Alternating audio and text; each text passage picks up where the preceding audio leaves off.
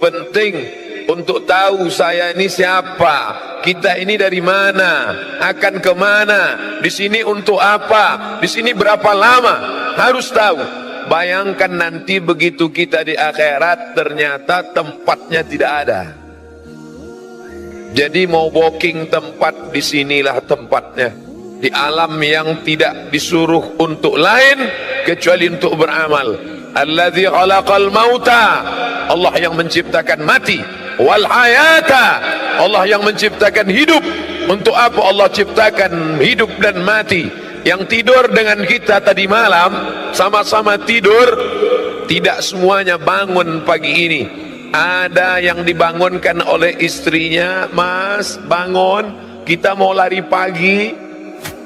Ternyata dokter dipanggil memeriksa leher, tidak lagi ada nafas, hembusan angin tidak lagi ada, denyut nadi tidak lagi ada. Jadi gimana Bu dokter? Bungkus kain kafan sudah siap, rumah yang besar tinggal tak lagi bermakna. Maka ketika kita hidup sampai pagi ini semua adalah nikmat besar. Ada orang kirim WA ke saya, "Ustadz Somad, ya, kenapa Allah ciptakan hidup? Boleh nggak saya minta mati saja, lalu kemudian nggak usah ada sorga, nggak usah ada neraka?" Membaca itu saya emosi. Kamu cari jembatan, kamu terjun, mati saja kamu. Habis itu dia nggak WA lagi. Saya yang cemas, jangan-jangan dia betulan terjun. Padahal kalau dia mau cari jawabannya ada di juz 29 surat yang pertama. Kalau dibaca 30 ayat ini sebelum tidur malam, dijaga Allah dari azab kubur. Kita bolak-balik minta, Allahumma inni a'udzubika min azabi jahannam wa min azabil qabr. Minta jauhkan dari azab kubur. Tapi kalau kau baca 30 ayat ini, Allah jauhkan dari azab kubur. Apa dia? Surat Al-Mulk juz 29 surat yang pertama. Tabarakalladzi biyadihil mulku wa huwa ala kulli syai'in qadir. Alladzi khalaqal mauta, Allah yang menciptakan mati, wal hayata, Allah yang menciptakan hidup. Allah ciptakan hidup, Allah ciptakan mati. Lalu engkau berada di antara dua tangisan. Saat engkau lahir, engkau menangis. Saat engkau mati, engkau akan dilepas dengan tangisan. Saat engkau lahir, engkau menangis. Saat engkau mati, engkau ditangisi. Antara dua tangisan itu ada senda gurau, ada tawa, ada canda, ada terbahak-bahak ketika bahagia, ada sedih ketika duka. Tapi sebenarnya hikmah dari hidup dan mati, liyabluwakum ayyukum ahsanu amala. Yang diuji Allah yang paling mulia, ayyukum ahsanu amala, yang paling baik amalnya. Apakah yang di atas ini lebih mulia? Apakah yang ada gambarnya di poster baleho ini lebih mulia? Apakah yang bicara ini lebih mulia? Belum tentu, saudaraku. Karena perjuangan orang kita tidak tahu. Kita hanya tahu finalnya saja. Ada acara pagi ini di Jakarta Convention Center, Ustadz Abdul Somad bicara jam 8.30 sampai jam 9. Yang penting dia datang. Proses bagaimana dia datang orang tidak tahu. Jam 10 tadi malam kami berangkat dari Sawang. Pernah dengar Sawang? Cari di Google Maps.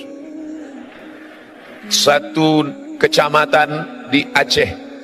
Jam 10 tadi malam dari Sawang.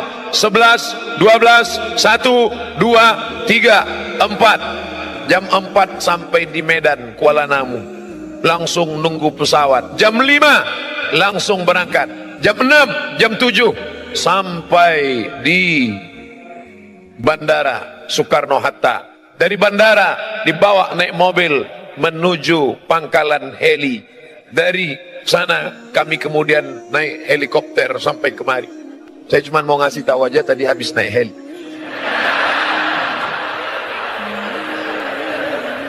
Perjalanan panjang. Apa yang Ustadz kesalkan? Naik heli cuma 5 menit. Saya bisik ke Mas Ari Untung, ini bisa ditambah nggak? Kata beliau, Ustadz nanti pulang naik lagi. Oke kalau gitu. Dari tempat heli kemari, perjuangan panjang lagi. Masuk lorong, keluar lorong, masuk gang, keluar gang, potong jalan. Bapak polisi menahan, tidak boleh lewat. Ternyata yang bawa polisi juga boleh. Akhirnya sampai kemari, perjuangan panjang. Saya dari awal sudah nyerah. Ketika Mas Ari Untung dan sahabat-sahabat artis hijrah, Ustadz Somad bisa acara GCC pada tanggal sekian. Mohon maaf, saya di Aceh, saya nggak bisa. Dikontak dengan Ustadz Haji Fadil Rahmi di Aceh, Ustadz Fadil bisa kita? Tidak bisa. Tapi ternyata semangat sahabat-sahabat. Saya ternyata datang bukan mengajar, saya justru belajar dari semangat mereka. Allahu Akbar. Saya belajar dari mereka. Nampaknya saya yang mengajar. Dibuatkan gambar Ustadz Somad, diapit oleh UBN dan Ustadz A'agim. Di bawah ada Ustadz Felix Siau, Ustadz Salim Afillah. Di atas kepala saya ada bulatan. Biasanya yang di atas kepalanya ada bulatan itu 2, orang suci dan hantu. Yang tampil ke depan Ustadz Somad, tegak berdiri, ceramah, lantang, Assalamualaikum. Foto lah. Tapi ternyata di balik itu ada manusia-manusia yang luar biasa. Kita belajar dari mereka. Belajar di buku biasa, belajar di kertas biasa. Tapi Nabi mengajarkan, man salaka tariqan, siapa yang melewati suatu jalan, yaltamisu fihi ilman, di jalan itu dia mengambil ilmu. Ilmu bukan cuma di perpustakaan, ilmu bukan cuma dalam ayat-ayat, ilmu bukan cuma yang tersurat, tapi ada yang tersirat dalam persahabatan, dalam pertemanan. Ada ilmu yang banyak saya dapat dari mereka. Sahhalallahu lahu bihi tariqan ilal jannah, Allah mudahkan jalan menuju surga. Dan semua yang hadir ini mendapatkan pahala jihad. Man kharaja, siapa yang keluar rumah fi talabil ilmi, untuk mencari ilmu dengan niat tidak lain. Kita bukan orang partai, kita bukan orang ormas, kita tidak ada kepentingan politik, kita bukan bisnismen. Semuanya hanya melangkahkan kaki. Bismillahi tawakkaltu ala Allah, la haula wala quwata illa billah. Langkahkan kaki, semuanya mendapatkan pahala jihad fi sabilillah. Amin. Tapi selesai acara langsung pulang. Jangan nanti sampai jam 2 malam nggak pulang. Istrinya nelpon, Mas di mana? Jihad. Saudara yang dimuliakan Allah Subhanahu wa taala, pelajaran pertama yang ingin saya sampaikan, mari kita melihat proses, jangan hanya melihat hasilnya. Hasilnya tablik akbar, hasilnya pengajian, tapi proses di belakang ini luar biasa. Saya ketika itu mau berangkat ke Mesir tahun 1998, 20 tahun yang lalu. Beberapa anak yang bukan dari Jakarta, pelatihan di Jakarta, anak Jakarta, Bogor, Tangerang, Bekasi, hari libur mereka pulang ketemu orang tua. Kami yang dari Riau, dari Aceh, dari Madura, dari Jawa, dari Kalimantan, dari Sulawesi, enggak pulang karena ongkos mahal. Jadi kami jalan-jalan. Ayo kita jalan-jalan yuk. Ayo. Kamu pernah di Jakarta? Enggak, baru sekali. Kalau gitu kita naik Metro Mini aja. Kami pun jalan. Turunnya di mana? Nanti kalau ada tulisan Plaza kita turun. Turun di Plaza Jakarta. Kami sangka mall. Sampai ke dalam kantor banyak. Teman saya duduk. Waktu kami sedang keliling, teman saya satu orang duduk di kursi. Dia duduk lama di kursi. Terus saya heran, ente ngapain duduk di sini? Terus dia nunjuk. Lihat, ada apa? 15 juta. Ada kursi harga 15 juta. Terus ngapain kamu duduk? Kita nggak punya, paling nggak seumur hidup pernah duduk sekali aja. Semua orang ingin duduk di kursi kayu jati, ukiran indah, dipajang di Plaza Jakarta, harganya 15 juta tahun itu. 1998, 20 tahun yang lalu. Orang hanya tahu hasilnya, finishnya, finalnya, bahwa dia kursi mahal. Tapi orang tidak pernah tahu proses dia menjadi kursi yang mahal, bahwa dia berasal dari hutan pedalaman Jawa. Berapa lama dia di tengah hutan, digergaji, dipotong, dikuliti, dipahat, diukir, di kertas pasir, didempul, disayat, disobek, dipotong. Setelah itu dipaku, dibawa ke Jakarta, lalu kemudian dicat, bernis, cantik, indah, barulah dipajang. Orang hanya melihatnya. Berjalanlah ibu-ibu, bisnismen, wanita karir yang kaya dengan suami yang super kaya, gayanya luar biasa, walaupun hutangnya di mana-mana. Jalan mereka, papa, kita beli kursi ini ya. Iya, begitu lihat harganya. Banyak suami yang tekanan darah tinggi karena keinginan istri yang luar biasa. Jangan, Allahu Akbar. Apa yang terjadi? Orang tahu hasilnya, tapi proses dia untuk sampai ke Jakarta orang tidak pernah tahu. Seorang gadis cantik jelita melihat di etalase kaca cincin indah rupawan berjalan bersama seorang laki-laki yang gagah perkasa. Mas, nanti di hari pernikahan kita pakai cincin ini ya. Iya, cincin emas kuning berkilau dengan permata intan yang luar biasa. Orang cuma tahu cincin emas disematkan di tangan seorang mempelai perempuan, tapi orang tidak pernah tahu proses cincin itu menjadi cincin bagaimana. Dia dari pedalaman sungai di Kalimantan. Mereka mengambil kuali. Kuali bukan untuk masak, tapi saat itu dimasukkan tanah liat yang kuning, dimasukkan ke dalam kuali, digoyang di tepi sungai untuk memisahkan tiga yang kuning. Kuning tanah liat, kuning emas, dan kuning satu lagi. Setelah diadakan seleksi fit and proper test, yang tanah liat buang, yang kotoran sampah buang, hanya menghasilkan butiran-butiran emas kecil. Butiran emas ini disatukan dengan emas, lalu kemudian dibakar, diberi merkuri, lalu kemudian dipahat, lalu kemudian diukir, lalu kemudian dibentuk, dilihat oleh tukang emas yang begitu indah dengan kacamata super besar. Lalu mereka melihat detail, cantik, unik, indah. Orang tidak pernah tahu proses itu, orang cuma tahu hasilnya saja.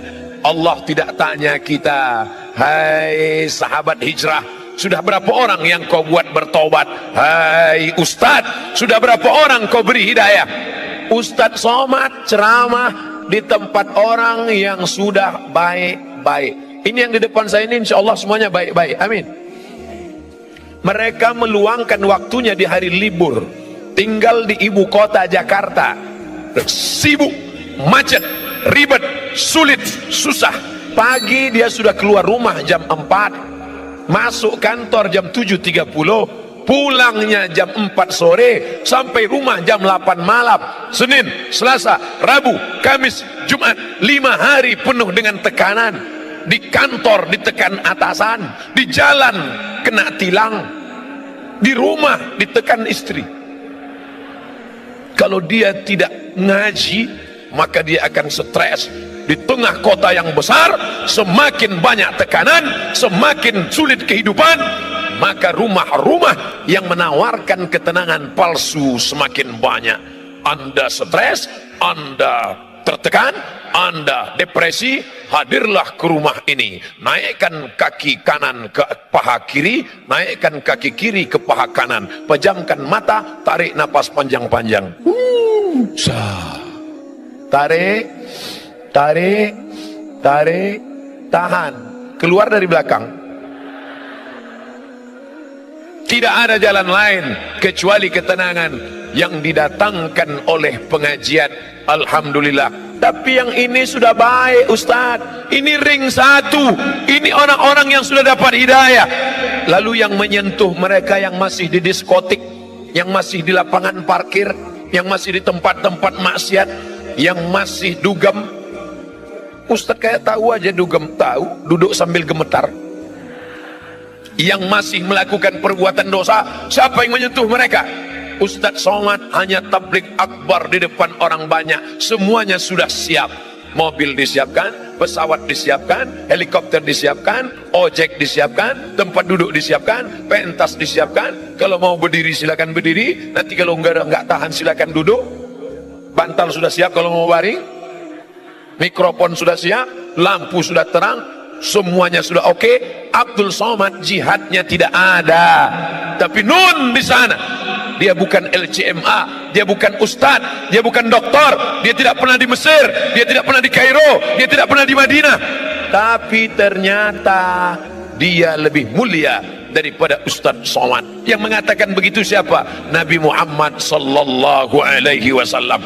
Ayyahdiyallahu bika rajulan wahidan. Satu orang dapat hidayah dari mulutmu, khairum min humurin na'am. Lebih baik daripada kau memiliki seekor onta yang merah. Onta merah, kendaraan termahal zaman Nabi SAW. Siapa yang mendapatkan itu? Bukan engkau Ustaz, bukan engkau Ustaz. Foto siapa yang Ustaz tunjuk? Ya saya sendiri. Ustaz lainnya nggak boleh. Bukan engkau Ustaz Somad. Tapi mereka yang di sana, di sela-sela ngobrol sambil makan, dia tidak ceramah. Jangan mentang-mentang udah ngaji lalu pulang dari sini kumpulkan teman-teman, assalamualaikum, neraka jahanam, neraka. Kan begitu. Sambil ngobrol, bro, kita ini udah lama kenal ya. Iya. Kerja kita gini terus ya. Iya. Kerja, pulang makan tidur, pulang. Dapat rumah pribadi, mobil pribadi, rumah pribadi, kebun pribadi, bini pribadi. Terus habis ini kita mau kemana ya? Hidup ini mau kemana ya? Kita sudah buat apa ya? Masa hidup kita gini-gini terus? Makan, tidur, nikah, punya anak, punya rumah. Makan, tidur. Apa beda kita dengan ikan mas koki dalam akuarium? Makan, siang kasih pelet, sore kasih pelet. Habis itu punya anak. Habis itu mati lampu, mati. Apa beda kita dengan ayam yang diternak, dikasih makan, dikasih makan, kawin, bertelur, punya anak. Habis itu dipotong, mati. Orang hidup tidak punya misi. Siapa orang yang paling rugi? Pernah hidup di atas muka bumi Allah, bernafas dengan paru-paru titipan Allah, dengan udara dari Allah, buah pinggang pinjaman dari Allah, tapi tak pernah mengajak orang ke jalan Allah. Mengajak bukan mengejek, merangkul bukan memukul. Saya tahu paham masih ada yang belum pakai jilbab utuh, masih pakai jilbab pasrah tapi tak rela. Ustadz Somad siapa? Buya Hamka, Haji Abdul Malik Karim Amrullah. Doktornya 3 dari Al-Azhar Kairo, doktor. Dari Universitas Sutomo Beragama, doktor. Dari Universiti Kebangsaan Malaysia, doktor. 3 doktornya. Saya sakit hati dengan Buya Hamka. Saya 4 tahun di Mesir, Al-Azhar cuma ngasih LC, lagi cemas. Buya Hamka nggak pernah di Mesir, tidak pernah kuliah di Al-Azhar. Al-Azhar yang mengundang dia. Buya Hamka datang ke Jakarta, langsung dikasih doktor honoris causa. Hamka luar biasa. Ketika Buya Hamka pengajian di Bandung, ada seorang perempuan tidak pakai jilbab, kukunya panjang, kuteknya tebal. Selesai pengajian, perempuan itu mendekat. Buya, ya, saya masih begini penampilan saya, boleh saya ngaji? Silakan. Gimana pendapat Buya? Anakku, nanti kalau imanmu menebal, kutekmu akan menipis, lembut tapi sampai ke sanubari. Kalau imanmu menebal, kutekmu akan menipis. Saudariku, kalau imanmu menebal, lipstikmu akan menipis. Saudariku, kalau imanmu menebal, bedakmu akan menipis. Ustadz nunjuknya kok ke sini. Nanti kalau ke sini kebetulan kena wajahnya tersinggung. Saudara yang dimuliakan Allah Subhanahu wa taala, Lau kunta fazzan ghalizal qalbi, kalau kau kasar, kata-katamu menyinggung perasaan, tidak mungkin mereka akan mendekat. Sedangkan Nabi Musa gagah, perkasa menghadapi Fir'aun, kejam, zalim, luar biasa. Tapi apa kata Allah?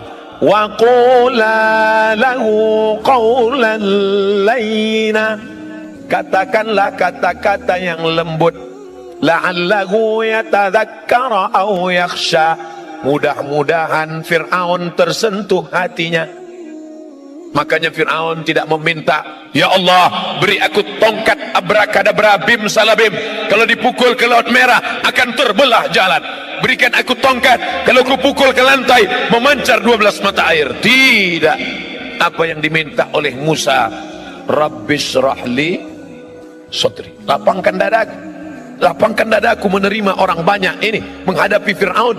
Wa yassirli amri, mudahkan urusanku. Wahlul uqdatam min lisani, mudahkan urusanku. Wahlul uqdatam min lisani, hilangkan yang membuat aku tidak bisa bicara, sulit aku bicara. Wahlul uqdatam min lisani, supaya apa? Yafqahu qawli, supaya mereka paham ucapanku. Itu juga doa tadi yang saya baca sebelum naik ke atas. Ya Allah, yang akan kuhadapi ini hambamu, yang kuijak ini bumimu, yang kukatakan ini firmanmu, yang kusampaikan ini sabda nabimu. Tolong aku, tak ada beda aku dengan mereka. Aku sama-sama hina, rendah, tak ada apa-apanya. Ini kuasamu ya Allah. Begitu juga dengan adik-adik yang kebetulan di kantornya, di kampusnya jadi rohis, bicara depan orang banyak. Ustadz Somad, tolong beri kami pelatihan Ustadz. Saya kalau ngomong depan orang rasanya mikrofon tuh mau copot. Assalam. Gimana sih caranya Pak Ustadz? Anggap yang ada di depanmu itu, walaupun dia menteri, walaupun dia profesor, walaupun dia pejabat, walaupun dia orang kaya, engkau hamba Allah, aku hamba Allah. Engkau hebat karena kau duluan lahir. Walaupun kau orang kaya, walaupun kau pejabat, walaupun kau konglomerat, walaupun kau diplomat, walaupun penjual tomat, maka engkau semuanya sama di hadapan Allah. Tapi dalam hati aja, jangan diomongin. Jangan nanti diminta, berikut ini mari kita dengarkan kultum dari adik kita rohis. Walaupun kalian pejabat, walaupun kalian orang kaya, nanti dia tersinggung. Cabutlah kalau gini. Saudaraku yang dimuliakan Allah Subhanahu wa ta'ala, hidup ini berapa lama? Kemarin baru reuni dengan teman-teman, 20 tahun nggak ketemu. Ke Mesir 98, sekarang 2018, 20 tahun nggak ketemu. 20 tahun yang lalu imut-imut, sekarang tahu sendiri.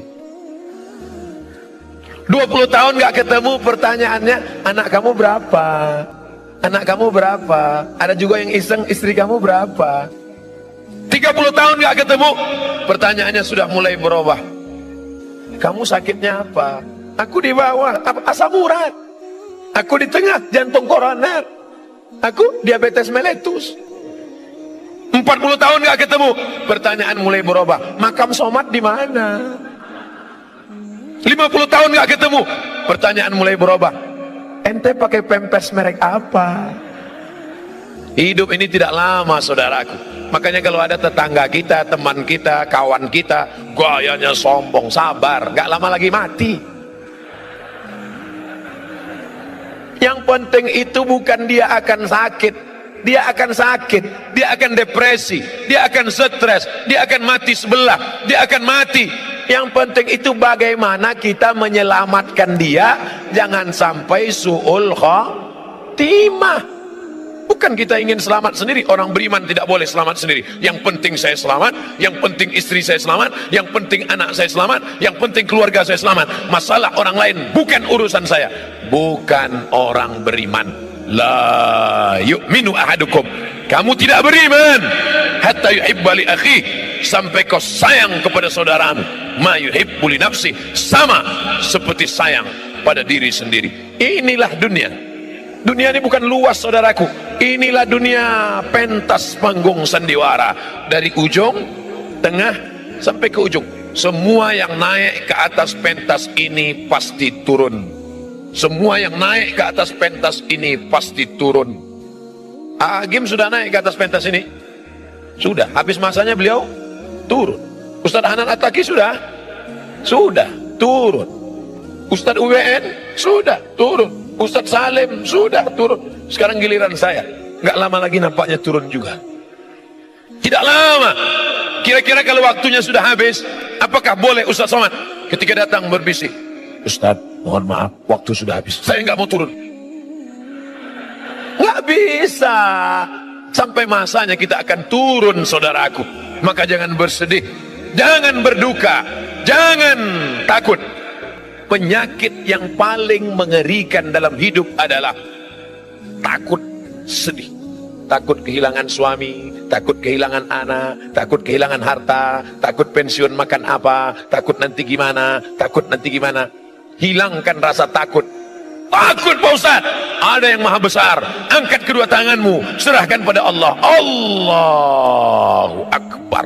Kepala ini terlalu kecil, saudaraku. Kepala terlalu kecil. Dunia mau kau masukkan ke kepalamu, nanti pecah. Pecah pembuluh darah. Tapi jangan gara-gara ini lalu selesai pengajian gak ada mikir dunia. Pulang dari sini bawaannya santai aja. Bro, gimana program kita visi misi ke depan? Aku mau mati aja udah. Jangan. Besok masuk kantor tetap semangat. Yang bisnis lanjutkan. Ibu-ibu entrepreneur lanjutkan. Tapi orientasi bukan dunia semata. Yang cari rezeki niatnya untuk apa? Bangun pesantren, dirikan masjid, sekolahkan anak yatim, bantu fakir miskin. Cari dunia, bisnis sibuk, tapi orientasinya bukan untuk beli tas kulit 1 lemari, bukan untuk beli baju 3 lemari, bukan untuk beli cincin sampai 4, kemana-mana jalan gini terus. Sebentar-bentar, jam berapa ya? Lama. Hanya ingin menunjukkan gelang emas yang besar. Dia tidak tahu di samping ada orang kumat darah tingginya yang lihat itu. Saudara yang dimuliakan Allah Subhanahu wa taala. Oleh sebab itu, ini menjadi perenungan. Kita di sini nggak lama. Berapa lama? 63 tahun. Saya sudah hitung-hitung, insya Allah mati 2040. Ustaz tahu dari mana? Lahir 1977. Sekarang 2018. Saya hitung-hitung umur 41. Tapi kata HP terakhir 27. Waktu selfie, Ustaz selfie 27. Nanti mati umur 63. Kalau sampai alhamdulillah, nggak sampai alhamdulillah. Nggak usah terlalu pikirin hidup. Allahumma ja'alil hayata ziyadatan lana fi kulli khair. Kalau kau takdirkan aku besok pagi hidup. Tadi malam doa saya, ya Allah, kalau kau takdirkan aku besok pagi hidup, maka amalku bertambah karena aku bertemu dengan saudara-saudaraku di GCC. Tapi kalau kau takdirkan aku tadi malam mati, alhamdulillah, berarti pagi ini tidak lagi melihat orang pakai rok panjang tapi resleting belum dipasang. Di mana? Di pesawat tadi. Bapak Ibu yang dimuliakan Allah Subhanahu wa taala. Oleh sebab itu maka ini hanya persinggahan semata, saudaraku. Kita ini dari mana? Alam roh. Kita dari alam roh. Bapak, Ibu, saya, panitia, adik-adik, sahabat-sahabat artis hijrah, kita dari alam roh. Habis dari alam roh kemana? Mampir ke alam rahim 9 bulan 10 hari. Cuman 9 bulan 10 hari. Yang mau nambah nggak bisa. Setelah itu pindah kemana? Pindah ke alam dunia 63 tahun. Habis dari sini kemana? Ke alam kubur. Berapa lama? Nunggu ditiupkan sangkakala hari kiamat. Habis alam kubur kemana? Alam akhirat. Aku ingin ke dalam 5 alam ini dalam keadaan baik dan selamat. Makanya doa kita, Allahumma khtim lana bihusnil khatimah. Berteman kita di sini. Setelah mati nanti juga tetap berteman. Begitu dapat berita jamaah SMS, Ustadz yang kemarin memberi materi di GCC ternyata sudah meninggal dunia. Apa kata jamaah? Memang sudah kulihat tanda-tandanya kemarin. Biasa kan Ustadz itu pakai baju putih, kemarin tiba-tiba pakai baju berwarna, langsung mati dia. Biasa kan Ustadz itu pakai peci, tiba-tiba dia pakai topi Hijrah Fest. Orang selalu mengait-ngaitkan dengan sesuatu yang tidak biasa. Mati, meninggal, putuskah hubungan kita? Tidak. Sahabatku dari Jakarta akan berkata, untuk almarhum Ustadz Abdul Somad di Pekanbaru, Al-Fatihah. Jangan baca sekarang. Mengalir, saudaraku. Walaupun sudah mati, meninggal, kalian akan tetap mengingat Abdul Somad. Bahkan mungkin dalam keadaan duduk selesai salat, Bismillahirrahmanirrahim, Qul huwallahu ahad, Allahu somad. Ada WA masuk, Ustaz, saya setiap baca Qul huwallahu ahad, Allahu somad selalu ingat Ustaz. Yang WA anak gadis lagi. Saudaraku yang dimuliakan Allah Subhanahu wa taala, tapi yang paling kita inginkan adalah ketika nanti di padang mahsyar tidak ada atap, tidak ada tenda. Saat itu Allah mencari, ainal muta'abbuna bi jalali, mana yang dulu di dunia berkasih sayang karena aku, yang dulu berteman karena aku, yang dulu bersahabat karena aku. Azilluhum tahta zilli, aku mau beri mereka naungan, mau beri mereka atap, mau beri mereka tenda. Pada hari itu tidak ada naungan kecuali naungan aku. Berteman karena harta akan binasa, berteman karena kuasa akan berakhir dengan datangnya KPK, berteman dengan popularitas akan sirna, tapi berteman karena la ilaha illallah Muhammadur Rasulullah, itulah yang akan kekal abadi selamanya. Ya Allah, aku ingin saat di padang mahsyar berteman aku dengan sahabat-sahabat sekarang, berteman dengan para tuan-tuan guru, ustad-ustad, bukan sekedar berteman di baleho ya Allah, tapi berteman jugalah kami nanti hendaknya saat masuk ke dalam surga bersama Nabi Muhammad sallallahu alaihi wasallam. Amin. Ternyata masuk surga itu tidak sendirian. Masuk surga itu berjamaah. Wasiqal ladzina taqaw rabbahum ilal jannati zumara. Zumara, berjamaah. Makanya yang sudah buat komunitas jamaah, pemuda hijrah, artis hijrah, petato hijrah, potato hijrah, terus berjamaah. Pejuang subuh, geng motor syariah, jombloan sejati, terus harus komunitas hijrah. Hari ini berkumpul semuanya dalam komunitas yang besar bernama Hijrah Fest. Nanti dipanggil oleh malaikat. Berikut ini masuk surga nomor kelompok 005, Hijrah Fest dari Jakarta. Masuk semuanya. Yang pertama Adi Untung, karena beliau yang jemput saya ke airport tadi. Masuk. Pas masuk semua komunitasnya, panitia, kameramen, security, semuanya masuk. Ustadz Somad ada di belakang. Ditanya sama malaikat, ini Hijrah Fest? Enggak, karena enggak ada di dalam daftar. Karena kemarin ngaku enggak bisa, jadi enggak ada dalam daftar namanya. Ini kok bisa masuk sini? Ternyata ada ceramah 30 menit. Masuk. Itulah gunanya kita menggabungkan diri dengan orang-orang soleh, orang-orang baik.